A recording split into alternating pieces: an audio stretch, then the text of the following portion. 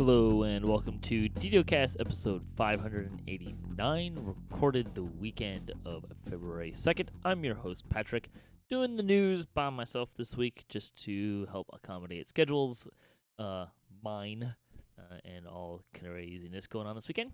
The screenshot of the week, Hilorian meditates while appreciating the beauty of the storm horns in the 449th screenshot of the week. Thanks, Hilorian, for sending in this week's screenshot.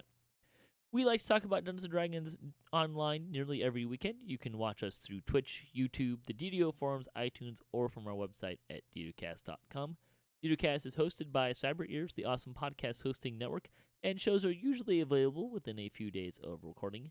The next show will probably be next Sunday, and you can stay updated by following us on our social media pages or our website, DDOCast.com, with our calendar. On the podcast this week, we're going to finish up our review of 2019. It'll be at the end of the show. But before we get there, we'll jump into some game news. We did get some updates with Update 45. It went through its second preview. They did address Legendary Greensteel and Ravenloft throwing daggers, now properly striking enemies while improved precise shot is active. Teleport items. Items that teleport you to specific places have had their cooldown significantly reduced. And this is a little interesting because before they had said that they were going to reduce the induction time, which is the time to activate them, but not change the cooldowns. This says they're going to change the cooldown, so I'm a little confused about how that's going to go. It does say that teleport you to specific places, so I believe this is more along the lines of the 12, the dice that teleports you to the market, the Ravenloft, Bottle of Mist, the key to Evening Star, those kind of things. But I'm a little unclear about how that's actually going to play out now because of some of the other things that they said regarding that. The Shrine in Sunrise now grants significantly less hit point, PRR, and MRR. I believe that is to address an issue where some people would go in and use that buff and then leave that quest and go to other quests in the brewery area. The cargo hold stat buff amenities are no longer sold. Convenience amenities such as the bank, auction house, far shifter, tavern, and the XP shrine amenities will remain available. Talking about this. Basically, if it increases your stats, that's going to go away. I'm not sure why the XP shrine is on there other than to make it more convenient to find that bonus and to not take that away from people. Because I think that would be much more anger-inducing of the player base if they were to take that one away as opposed to the other ones. The game launcher's newsfeed should now show up reliably once again. It's been black a little bit. Mount suppression technology will be here. We talked about this last week. So mounts will now suppress instead of dispel while inside of a tavern. There were a few changes also to some of the preview stuff that's coming out, the specific stuff that's coming out with Update 45. Bombardier, the Bombardier tree for Alchemist, had a couple of Burning Ambition dice pulled from it. It also got the spell critical chance line.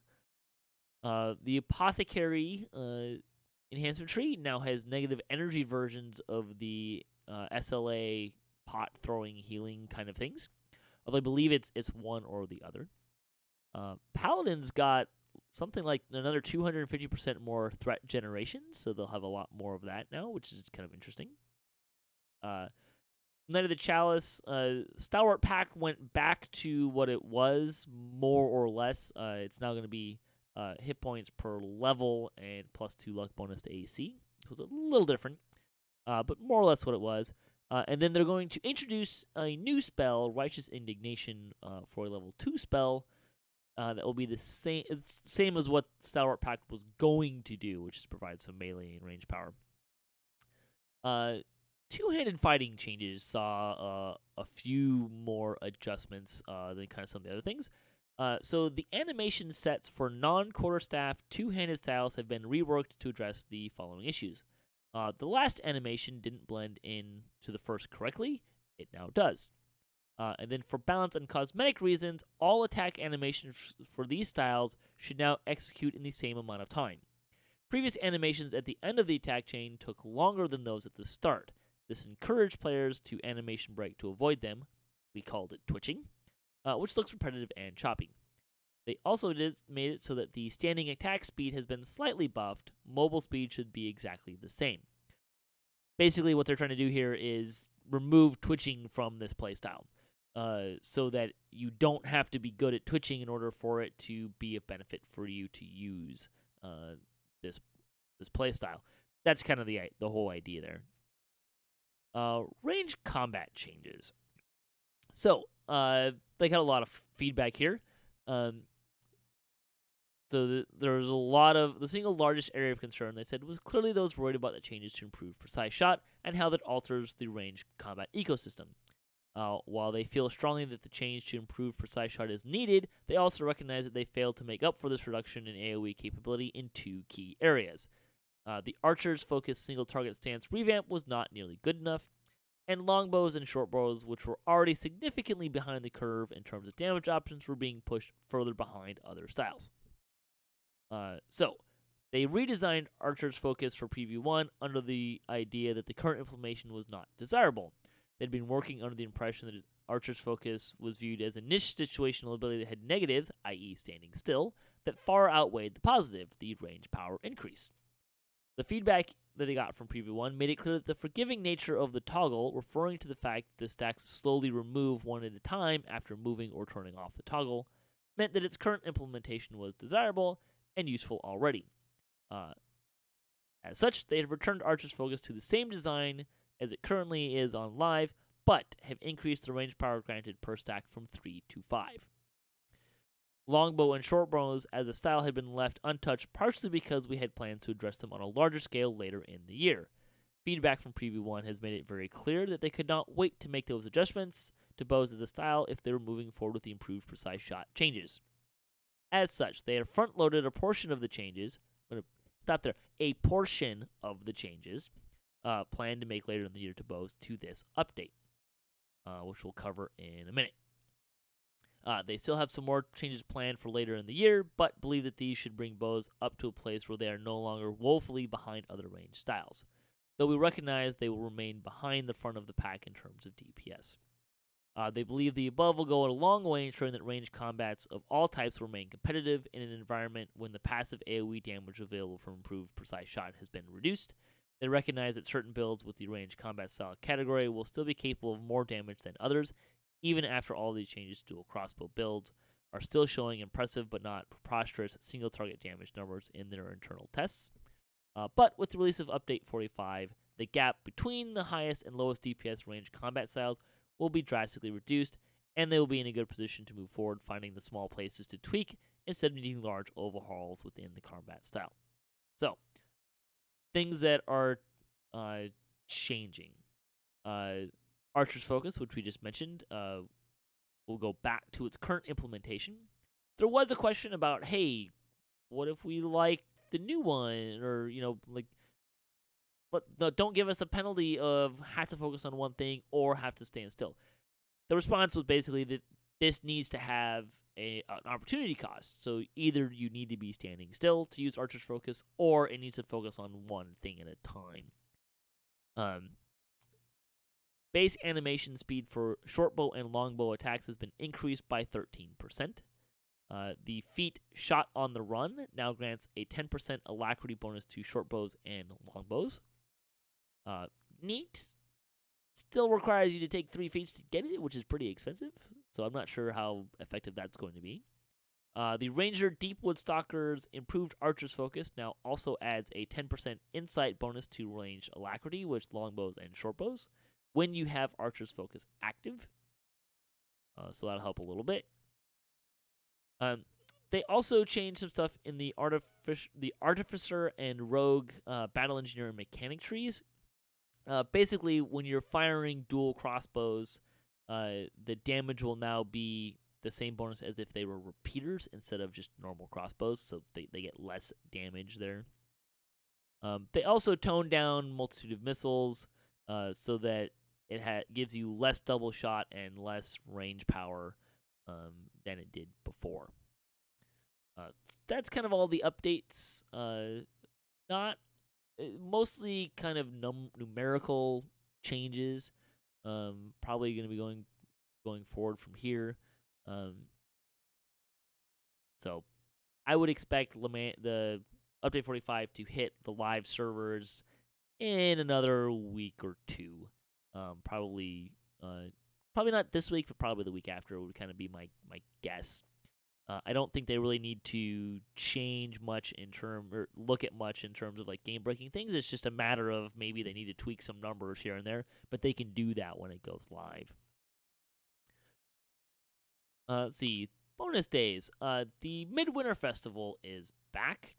And Cordovan said that it's true that the Resia Ice Game and Evening Star Midwinter Festival, known collectively as the DDO Winter Games, have not been updated in years. They will be enabling them this week, which they've done. However, there's not going to be any updates to it. The Midwinter Games will be here through through February 11th, being shut off the morning of the 12th, assuming they do the weekly restart on the 12th.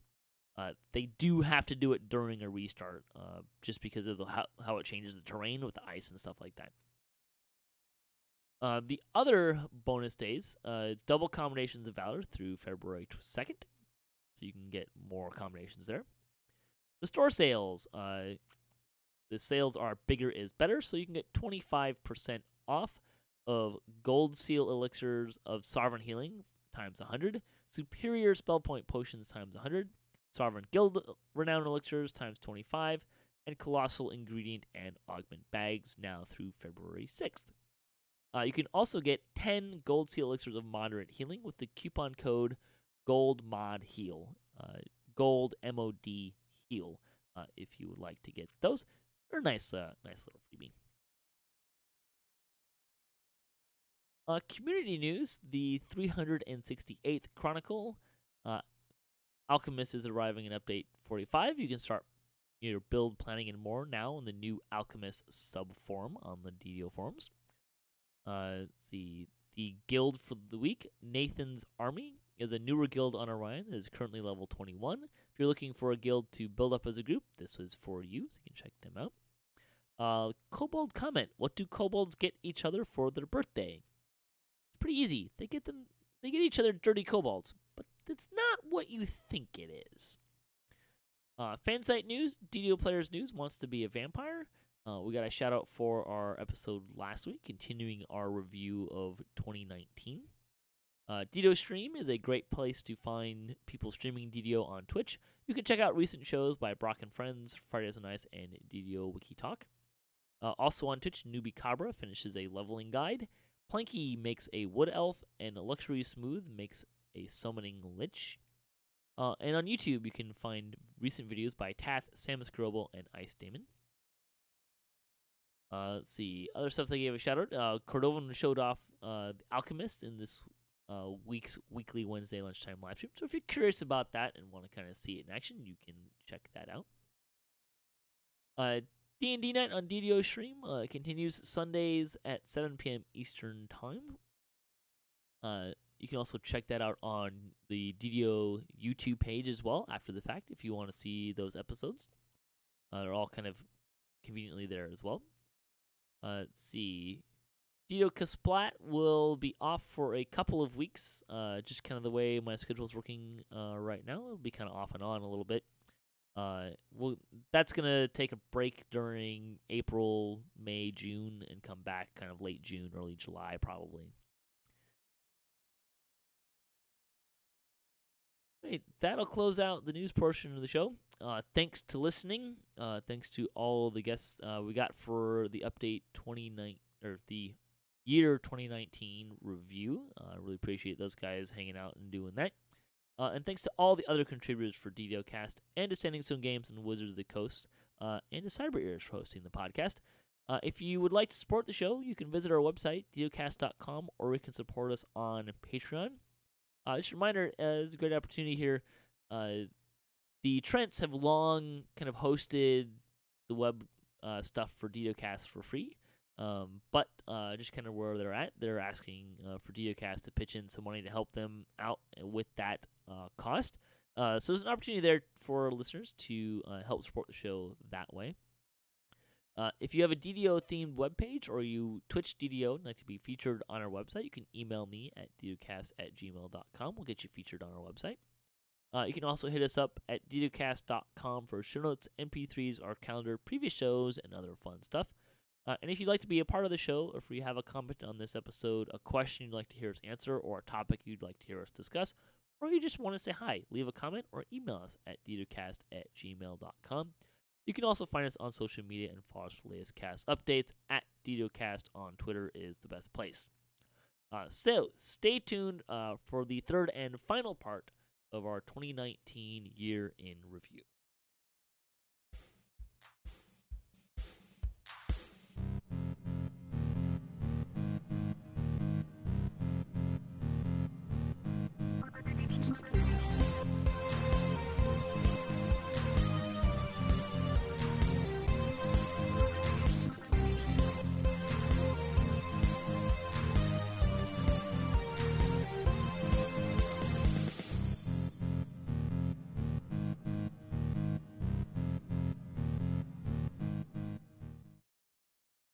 All right, welcome back to part 3 of our year in review for 2019.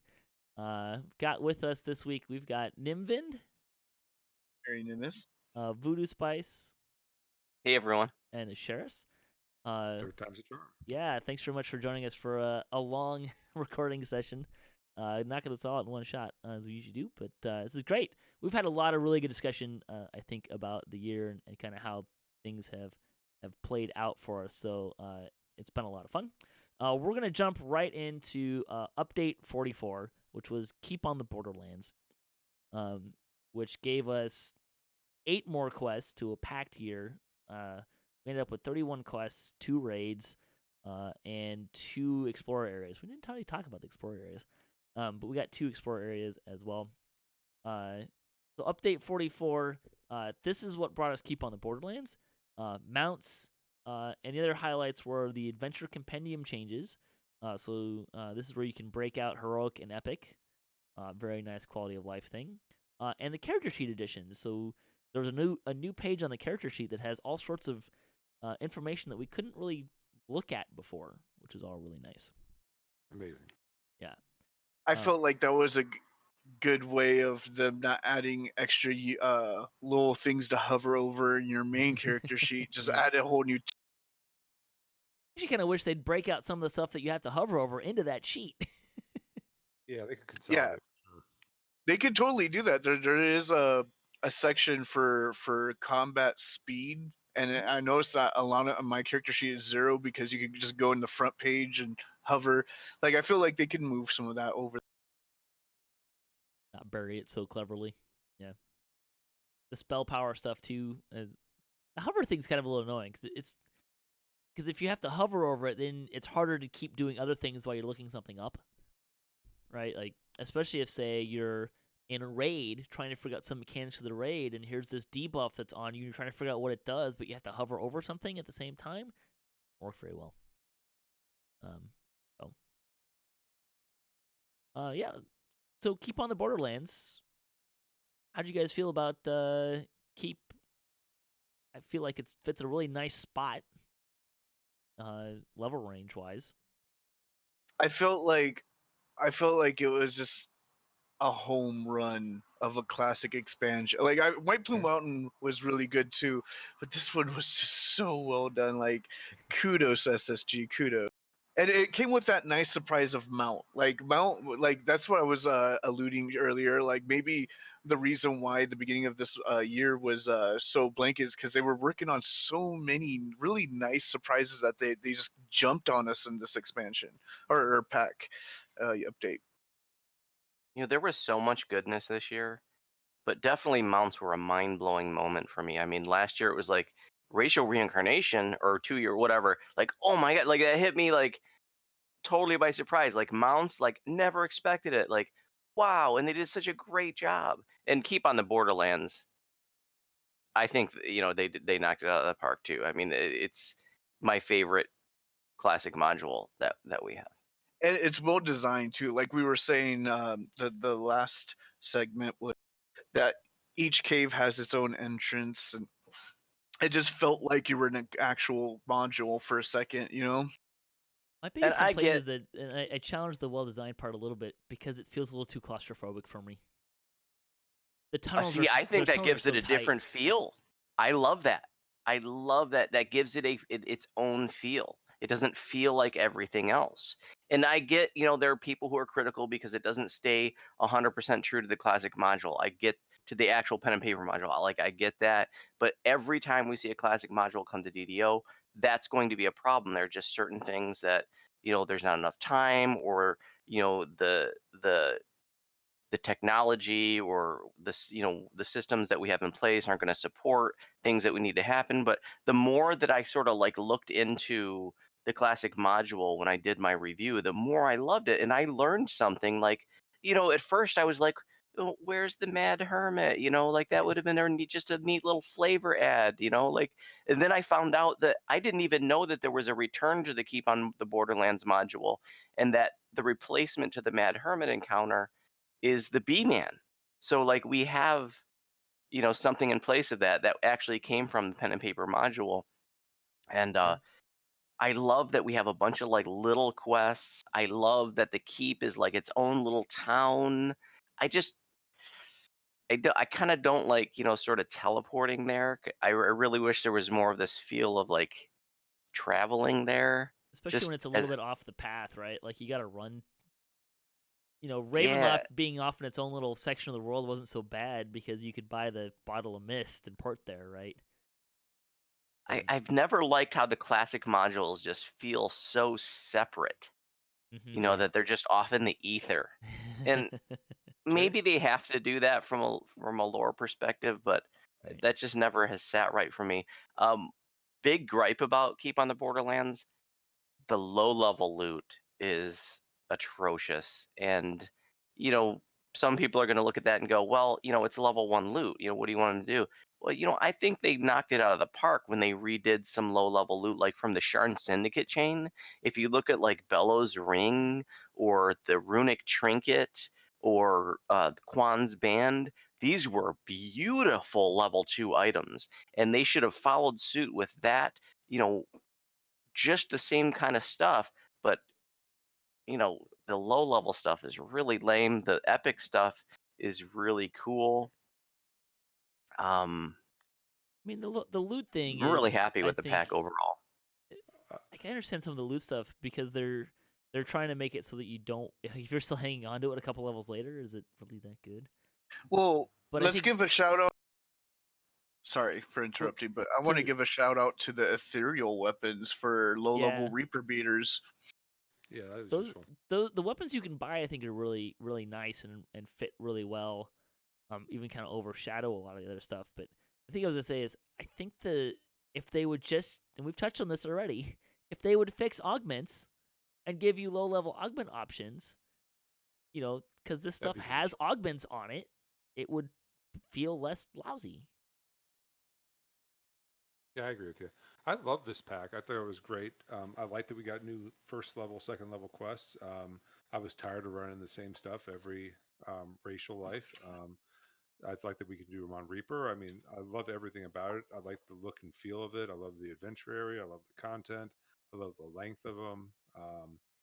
I like the mobs you were getting. There's just a lot of stuff to like here. And I agree that the loot on the first 2 levels was a little low or a little weak. I agree with everything you're saying there. I like the fact that we got some new level 2021 loot. That was nice. And I also like that we got some new content at that point too, because again, I was kind of tired of starting every epic past life or epic life with running Motu and running old epics like Vons and that sort of thing. So just a lot of good stuff in this pack for sure. It's something that they could have did with the epic gear. Like I like the epic gear, but I also find myself just using Sharn gear all the way up because of the set bonus. It would Yeah. it would be nice if the epic versions kind of did also have a set bonus kind of thing, so that way you can motivate to actually change up your gear at 21, because 21 is actually a big level for Epic. You get your Yeah. Reaper enhancements, you get your first you get Epic Defensive Fighting, you get all those things that actually make you feel epic. But like I end up just having the same heroic gear until 28, 29-ish, mostly 29. And so if they can introduce like not the heroic side. I don't want level one set items, set bonuses and all that. It would have been nice if the 21 version did have some sets in it though. I mean, Korthos has level 1 set stuff, so I would not be do. opposed to that. I think there's a really strong thing to be said that in a lot of ways the loot that you get from Korthos is actually better than the loot you get from Keep on the Borderlands, at least for a couple It's actually items. true. You know, like Mhm. the When we were doing Expeditious hardcore, Retreat, I was looking for it. the set bonus. Now the weapons that you can buy are great, and those fit in I think really nice. They've actually alluded to the idea that set bonuses, the set bonuses from Ravenloft may have been are actually kind of hindering their later game design because of the reasons you were talking about, that they're kind of too good. So Yeah, and the type of Sharn. I think the Sharn sets are artifact bonus, but the Ravenloft set is they're a the different same. kind of bonus. No, they're They're the same. both artifact. They're the same bonuses. Pretty sure. I mean, in any case, you can't wear other than the. Or you're talking about the 5-piece set is different bonuses, but the other 3-piece sets, the armor sets from Ravenloft and Sharn share the same bonuses. I'm pretty sure. Yeah, well, like Not that you for can wear both of them at the instance, same time, anyways.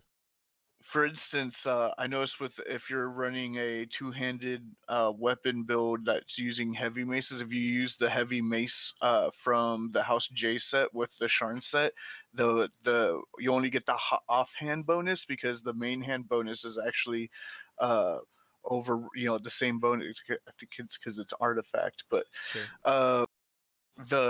it would have been nice to see set bonuses, at least definitely on the epic side, to promote them, but they are really nice. Like the one thing that, if I don't know if you guys noticed, in the level 21 gear there's two variants. Like there's a cloak in there that gives you freedom of movement and all and speed and all that, but there's also boots that do the exact same thing. There's a ring that does something, but there's also a belt version that does the same exact thing.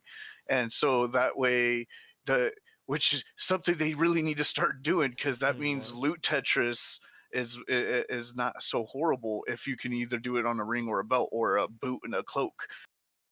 I think their current tactic of giving you those other options are through different gear sets. The problem is that then one gear set you're missing X, Y, and Z, and then the other gear set you're missing A, B, and C off of those gear sets. Yeah. Makes the challenging harder. Again, augments could solve so many of these problems if they just do it. That pretty much covers it, I think, for update 44. I will say in closing of that, like, Keep on the Borderlands is something that I've been running frequently. It fits really well into kind of the level ranges I'm running as I'm doing lives, and it's fun, and they're nice and short. That's kind of nice. I am definitely growing more partial to shorter quests. Like, some longer quests is fine. Definitely, funny was like, I prefer the shorter quests. 10 to 15-minute quest is great. 30-minute quest, A 30-minute raid, that's fine. 30-minute quest, eh. If for no other reason that you can have the XP be the exact same per minute, but from a loot perspective, it's just easier to get the stuff that's faster to do. All right, I want to spend some time talking about hardcore, because we also got Hardcore League this year. It, by all accounts that I can see, it was a huge hit. We're getting a Hardcore Season 2 sometime this year, supposedly. What do you guys think about Hardcore? I loved it. I'm not exhilarated about the timing of season 2. I kind of wish Do we it know what would the be a timing of Season 2 is, other than this year? yeah, the fact that it's this year is actually what Got it. I Okay. wish it was like every other year, because Okay. it does kind of take your attention away from your main goals and all that. Mhm. But only because it is an amazing event, and it's amazing fun, and you get to meet all these people, and you get to learn all the stuff from other servers. I had a blast bumping into you, bumping into other people that I normally can't in Serlona. It's a great way. It's a great everything. Like this was beautifully done. And it challenged me, and it taught me so much about myself and about this game, um, and the friendships and the stories. So it's been 9 years since I got enthusiastic about almost dying. Like I never had such an emotional time. Uh, it worked. It was great. I do wish I could get a bigger breather to work on my main server Sure. before season 2. But do you, Boo Boo? If it works for you, it works for me. I think it's amazing as well.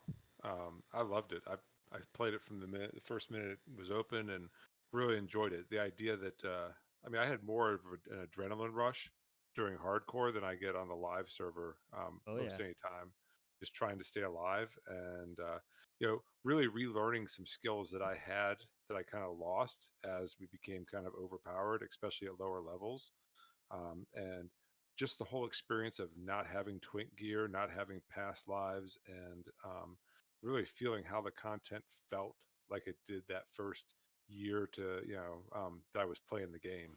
It really took me back in a great and exciting way. I think there are some challenges with it. The impact it has on the live servers is Yep. definitely not to be underestimated. I don't know if the length of it at 3 months is too long. I don't know if they could tweak that. Um, you know, I don't know what I think. There's some ways they could possibly tweak the system in some ways. Um, I didn't care too much about the rewards. I love that they were cosmetic. I have the cloaks. I got the eyes, that sort of thing. I got what I wanted out of it, and that was great.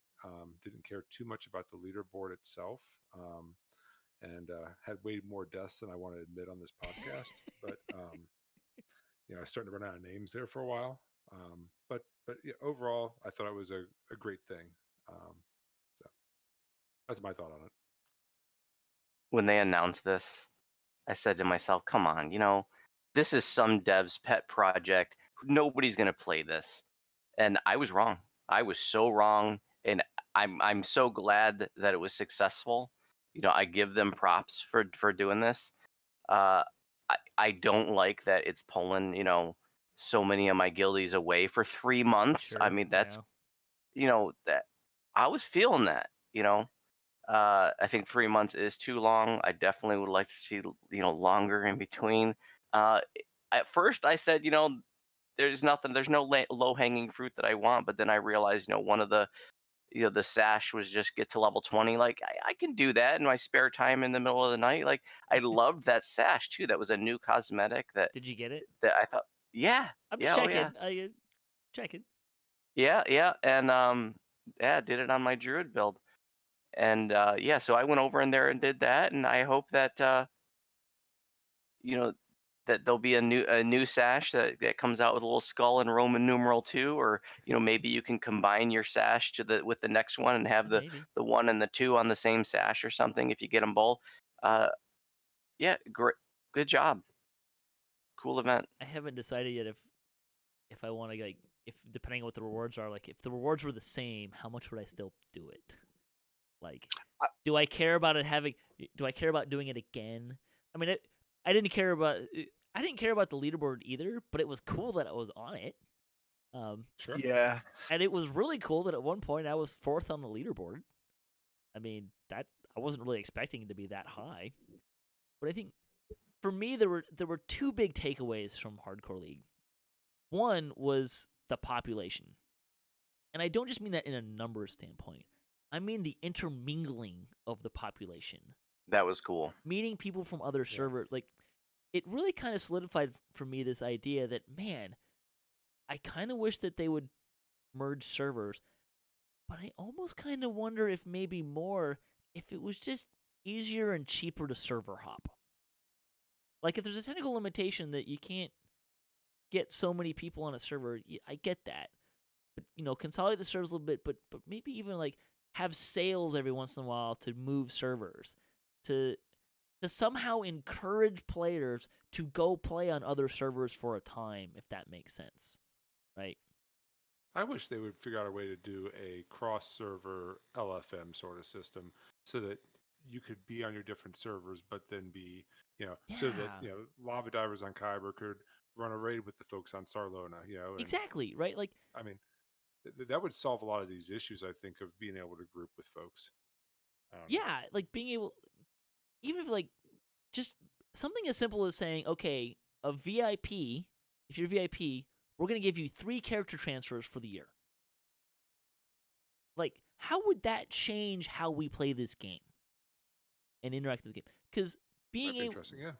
right, like that whole experience of playing, like I actually moved a character to another server to do a TR project with someone, because I found that I really enjoyed running this content with this particular person, and we had a lot of fun and worked. Had a similar schedule, and it, like a whole lot of things just worked. And until that point, like doing past lives was a drag for me. But it turns out that the person that I needed to meet to like have fun doing it wasn't even on my server. So like that was kind of my big first takeaway was more intermingling of server populations. Even if it's not just like a merge, just being able to intermingle with other servers would be fantastic. Because like, what would it look like if, say we had these 3 server transfers for a year? What would happen if, say, Lava Divers and Omnipresence talked to each other and said, "Hey, let's put together a team on a server, move to a server. Let's put together a team of just like DDO's crackshot best players. Can we do R10 Project Nemesis, right? Like that just totally completely changes that landscape of who you can play with. And that was really exciting. The other thing for me is Hardcore League just like if I look at throughout this year, the XP pass, which we already kind of talked about, and I mentioned there that more than anything, that changed how I play the game. Hardcore League revitalized why I played this game. It rekindled that love and that excitement of playing DDO for me in a way that nothing else has in years. Right? Like that fun aspect of playing DDO has been slowly going down and down and down and down and down. And at times, it waxes and wanes. At times I play other things more often or in playing DDO less or stuff like that. Hardcore League really revitalized, like that almost reset me back to like this game is amazing. It's brand new to me. Like just the very different aspect of how to build characters in this very different landscape and playing in a very different way totally rejuvenated my love for this game. How fun was it too to have an auction house that was viable in an in-game economy that was actually Right? interesting? That was pretty cool. And they're like just having like a group of like at lower levels, you kind of feel like scavengers. Like, oh, this is nice. Do you need this? Oh yeah, I got this. Do you need this? And I have to admit, that interpersonal dynamic, right, was completely different. I have to admit, when I was done, once I achieved everything I wanted to in Hardcore League, I had a 3-day of what I called hardcore depression, where I was on my main server. I would die, and I would just sit there and wait to get resurrected. I'm like, what's the point of playing this? Like, bring me back to Hardcore League, where I would fight tooth. When I almost died in the last quest of Sharn Chain 2, because I missed the D door, and I had 2 floors of Forge Wraith, and I was freaking reconning for my life, and I was shaking. I was pleading the other party to come back as fast as they can to save me. I wanted that. I wanted that forever. And then when I came back and I died, and I'm just like, okay, like in 5 seconds, the waffle will be gone. I'm gonna, like I almost just wanted to just turn off the game and go to sleep, or find a job, become a voting citizen. I don't know, start a family. Like DDO, like that hardcore depression was bad. And then I'm like, you know what? Like, no, I have goals. I had to remind myself I had goals on this server. and that's kind of why I wanted the year, an extra year break from Hardcore League, so I can like get those. You know what I mean? you have Like, hardcore PTSD. yeah, like you know, it was such an amazing. There's this cartoon called Sword Art Online that it kind of when I recently watched it, and it made me think of Hardcore League. And the concept there is that everyone's linked up into an MMORPG, but the creator made it so if you actually die in this RPG, you die in real life. So people were like Sure. coming into as a community, and that's what you got there. It's like I thought that if we pugged, we would get griefed and all that. I actually saw less grief and more people wanted to support each other to win. It was such a beautiful experience and experiment that I am looking forward towards season 2, regardless of what the rewards are, because I didn't get two. I didn't get two of them, even if it's a repetitive. Um, I just love that experience, and I would love to have um more of my guildies join me this time because Yeah. well, that's another thing I experienced is that some of my guildies didn't come that I usually play with, and I got to play with a lot of people Oh, for my neat. guild that I didn't play with, and in the end it wasn't me and them, it was me and two pugs that made it towards the finish line, and my bonds with them were so strong there. It was crazy. It was you can probably write each one of us can who attended and completed our goals there can probably write a DDO fanfic about it, and it would probably be a really good. I You know, did. I'm gonna play devil's advocate on the Uh-oh. other side of that coin, though, Nimvin. Hardcore broke us up. Yeah. Nimvin and I ran every life together, like for like 2 years, and he went to hardcore. I didn't. I spent very little time. Never grouped with him over there. He and I haven't run a life together since hardcore started, and I miss you, buddy. I miss you too. No, we're gonna Yeah. realign soon. But yeah, I mean, it's totally like so that sucked. I think that's But the maybe biggest negative out of hardcore, right? Like it was so much fun, but the last thing this game needs is more fracturing of the population. but maybe there was an evil, brilliant genius behind it all because maybe in the fact I'm hearing the lamentation that it took me away from my projects and now I'm behind. That the evil genius of it is A it extends the life of the game. little bit, You know. sure. Yeah, that's true. I will say though, it was the highest of highs and the lowest of lows, because when my first the first character, the one that I actually got the 5,000 favor on, like I played something that I was really comfortable with, and I was actually, truthfully, really expecting to die on that character. Like this was a get my feet wet, kind of figure out the landscape and how this works and stuff, and then it kind of got to I'm at 4,000 favor. Crap. Like I'm 4/5 of the way there, and I'm You're playing waist deep now. I'm You're playing a committed. build that it's not really committed, but I'm not playing like from a planning perspective and a build perspective. This was not a great choice to go after 5,000 favor with, and it showed. And like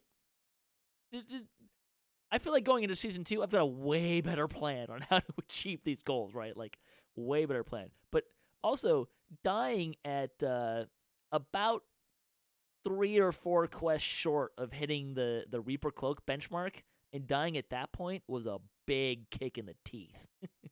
That hurt a lot. So I was on DDOcast when it was about Hardcore League, and I actually went on a different route. I didn't play because like I'm really a melee bard kind of guy, but I knew I was so comfortable and knowledge of it that I'm like because of their hit die and the lack of gear to support this build, I know that I would die. So I went with a one of the two builds I knew would make it, and Stream Tom even mentioned that build when we were talking about MRR versus evasion, and it was the Warforge Artificer Renegade Mastermaker. Sure. And I like it was 1 to 20, your DPS is decent enough. it's not the greatest, but it's decent enough. But most of all, your survivability is through the roof comparative to most other builds, and you got the trapping skills. The Reaper character I played was not a character build that I would normally play. It was a bear. I don't normally do bears. That's the second build I was gonna go with if that first one was a half orc Well, bear. I'll tell you, since then, I've learned a few things and, picked up, heard some things mentioned by other people. Like, I'm doing that next time because that's going to make it better. Anyways, so there you go. That hardcore, I think it was a huge win. I really wish we could figure out how to not fracture the population, but I kind of feel like it was worth it. At least for me. I think for the people who went there and lived there for the 3 months, got a good taste of what it would be to have not a gaming population that's not bound by servers, but like we all Okay. got to mix and mingle. Like I had an opportunity to run with you and Stream Tom and all these people and people from Caneth I'm friends with. There's people who watch me and Voodu on YouTube that wouldn't, they dreamed of playing with us, that got to play with me on that server, and they like Voodu could have been there too if only he was there. Leading a guild, leading all these raids, I can't go I know. over there. I'm kidding. I know it was rough. I led Mhm. raids. I came back for raids. Yeah, I you didn't did. complete. I didn't. It was bad. Anyways, okay, so I want to kind of wrap this up. So in the interest of time, and you've been hearing us ramble on about 2019 for so long. Anyways, so we're gonna go through a couple quick questions, but we're gonna give short answers. Like, here's my answer, and here's a sentence why kind of answer. Okay. So first one, best new quest or raid. I'm gonna go first and say Soul Survivor. That would not Because have even just made my top 10. I just absolutely loved that vintage spy movie subterranean villain lair, and you go in and it's such a great feel to it. I get to the boss's final secret laboratory and oh, it was delicious. I know I said we're going to do this quick, but I completely missed I did not at all think about spy movie thing at all. when I read When that you quest. jumped in that elevator No, Did and not that think of James played Bond. and you're No, going not down, at all. how could you not think I of don't vintage know. James Bond? How? I don't know. I thought didn't. I thought Iron Jaw would be there for sure. Right. All right, That's what I'm talking about. Nimvind, your turn. This I was hoping to be last. Project Nemesis, because I felt like a good tie up for this rest of the crew of the storyline. Asheras? I'm going Project Nemesis too. Great raid, a lot of fun. I just love raiding it. Love it, and that's just a really fun raid. Yeah, I would say the sheer number of strategic choices you can make that statistically fundamentally change your experience in that raid is why I love Project Nemesis so much. It is the epitome for me of mechanics make a raid interesting and fun. Because Wow, you all went with Project tactics. Nemesis. I mean, if I'm really honest, other than that, none of the quests really stand out for me that much. Keep on the Borderlands all feel kind of like they're so fast and so the space is so compact. They all feel like the same quest to me. Like I can see that. There's not really a great delineation in my head about which quest is which. And the Sharn quests, like the ones that really stand out one way or the other, it really comes down to source leads, fun for 2 runs, annoying the rest of the time. So. If I had more time to think, I would say the last quest and keep on the Borderlands, because there's a lot of unique things you could do to That choose. is a cool one. I think it's the best That one is to good. keep. But Yeah. okay, best new feature.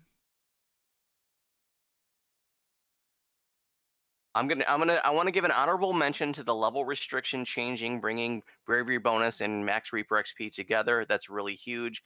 But since we're including the end of the year before, I'm gonna go, because I love raiding. I'm gonna go with the Thread of Fate system. I love that there's like this universal end game raid currency that we can buy really cool things. It's rewarding to raiders. I think it's great.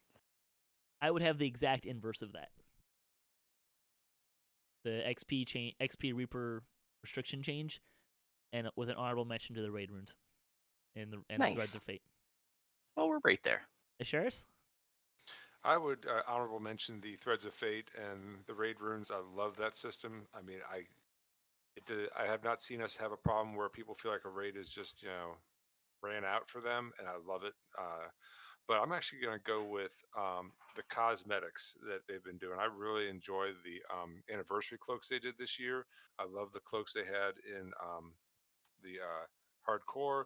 I love the Reaper armor. I love just like a lot of the weapon armor or a lot of the weapon skins they've had recently. The Sharn kit was great. The Keeping the Borderlands kit, mounts. I love what they're doing with this stuff. It makes it so much more fun to to gear up your character, create this look, and I don't know.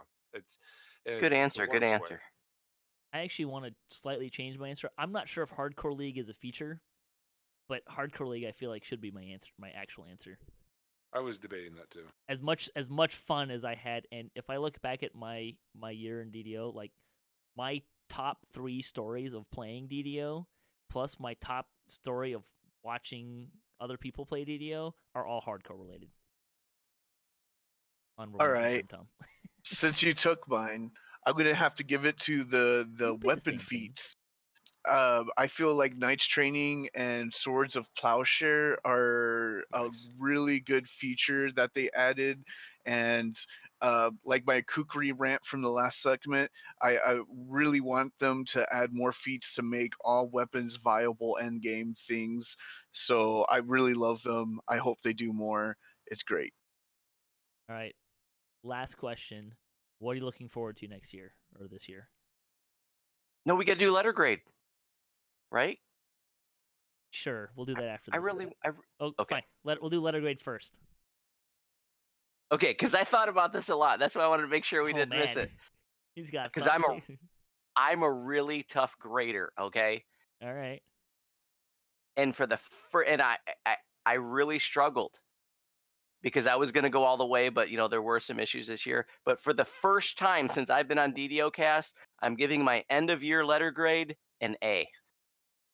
2 thumbs up, SSG. Great job.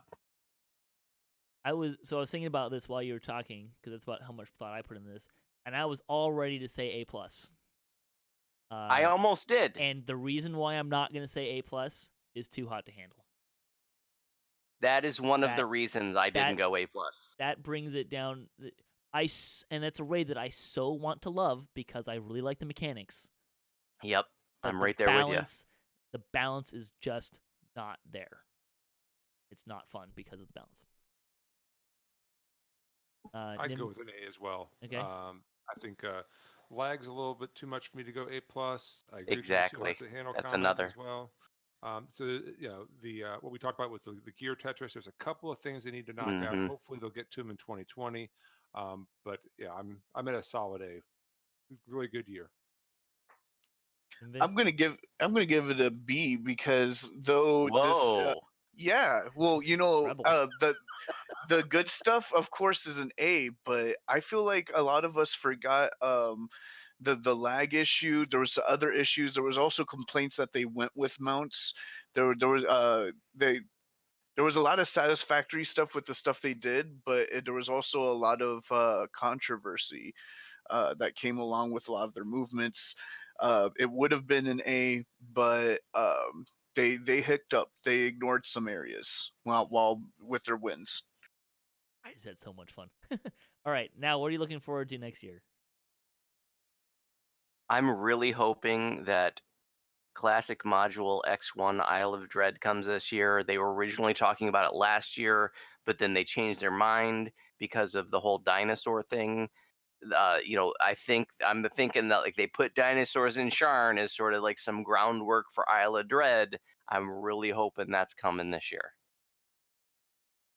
I totally agree with the sentiment that it's probably too soon, but I gotta say, Hardcore League Season 2, like the first time was so much fun, and I feel like I have such a better plan just for the goals that were in Hardcore League Season 1.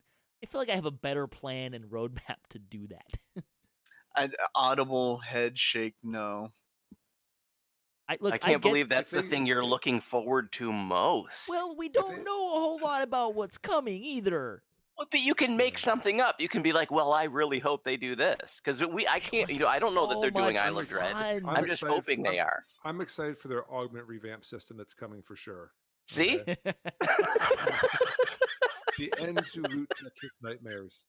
in if that 2020. comes out, that will be my favorite thing of the year, almost hands down.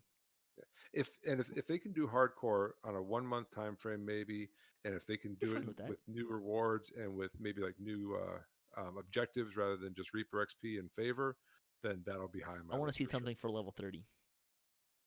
Get people into Okay. epics. Or hardcore. That'd be interesting. Yeah, because people tended to stay in heroics for Yep. the most part, unless they wanted the Reaper XP. Even before the first guy made it to 400,000 Reaper XP, everyone was saying in epics or in heroics for Reaper XP too. So, Yeah. All right, Nimvind. All right, I'm looking forward to the next expansion announcement. I can't wait to see what the next expansion is going to be. I have a feeling that there's going to be an announcement sometime this year. All right then. All right, so we're gonna close out this show and the whole shebang in and of itself. And I'm gonna try to cruise through a couple of points here just because it's long in the tooth. Nimvind, twitch.tv/Nimvind. You can check out his twitching almost every day, including some raids, I believe.